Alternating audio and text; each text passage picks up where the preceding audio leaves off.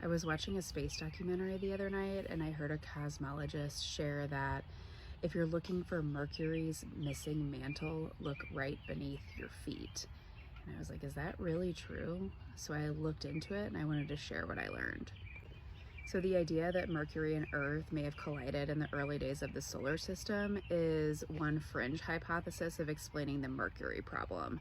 So we're going to talk about the Mercury problem, what it means, because there's two conflicting characteristics of Mercury that scientists have been trying to explain.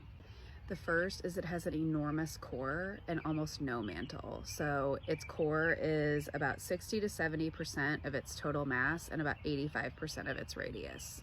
When you compare that to Earth, Earth's core is about 30% of its mass and 35% of its radius, and we think this is much more typical for terrestrial planets. Usually mantle loss like this signals that the planet was impacted by a catastrophic collision at some point during its life. The second part of the Mercury problem is that it has volatile elements still on it. So the MESSENGER probe detected these volatile elements like sulfur and carbon.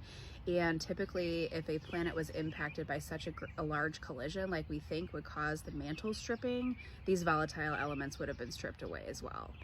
So to explain the lack of mantle and the presence of volatiles, scientists hypothesize that Mercury was hit by a glancing blow at an oblique angle at some point during its early life.